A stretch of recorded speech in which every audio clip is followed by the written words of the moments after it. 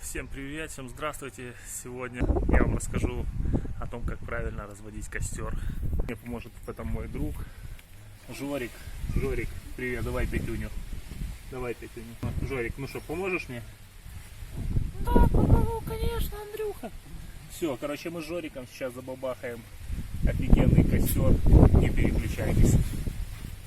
Получилось так, что временно чуть-чуть подождем, костер разведем, да, но сейчас организовалась другая задача, надо закопать крота.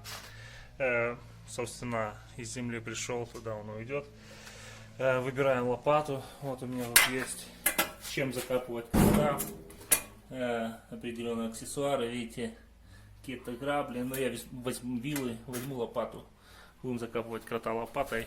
Идем по участку. Где-то тут рядом лежит крот. Сейчас мы его найдем. Вот, собственно говоря, и крот. Я определился с местом, где будет закопан крот. Где он?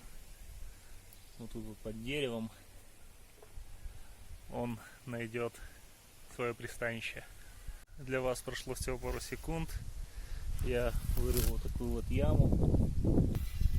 Так сказать, ты был хорошим кротом, но пора прощаться. Музыкальная пауза. В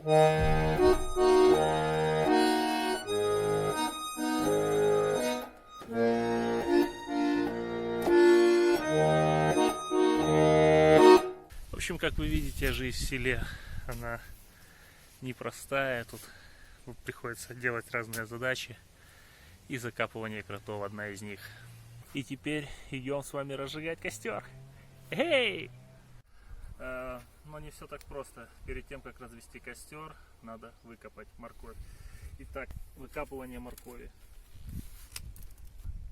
Вот она, морковочка. Ну что ж, продолжаем дальше, копаем еще.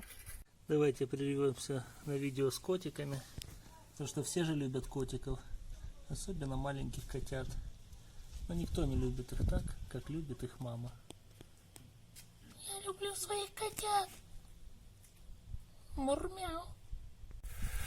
Друзья, как вы помните, этот ролик о том, как правильно разводить костер. Ну, для того, чтобы начать его разводить, нужно сделать немножко еще подготовительных работ. Это, например, выбирать лук. Выбирать лук. Вот так вот он растет. Так мы его берем и выбираем. Пожалуйста, вот лук. Вот таких вот надо выбрать до конца грядки. Отсюда, короче, и до горизонта. Друзья, скоро будем разжигать костер. Не переключайтесь. Думаю, именно в такой момент придумалась сказка Чиполлино. Не помню, кто я написал. Кстати, если помните, напишите в комментариях. Буду благодарен.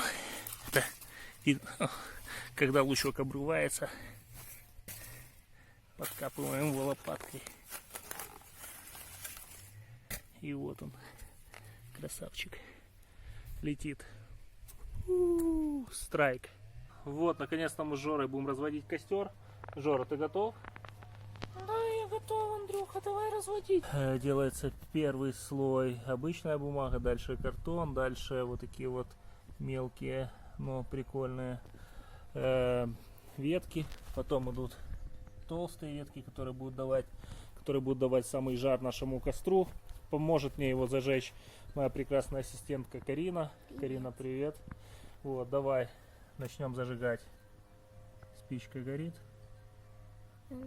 и тухнет. Ничего, сейчас мы это исправим. У нас есть секрет. Просто спичку прикрываем руками.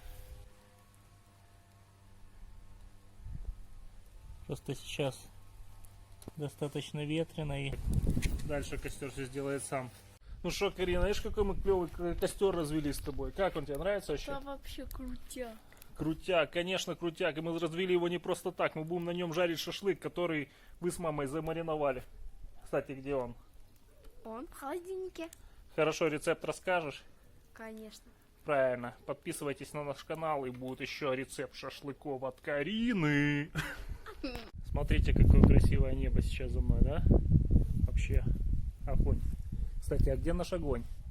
он превратился в пепел. Видите, пепел белого цвета. Кстати, почему пепел белого цвета, кто-нибудь из вас знает? А это минеральные остатки органического продукта. Это оксиды и соли. Хороший жар дал наш костер. И мяско на нем получится очень аппетитное, очень вкусное. Пальчики оближешь.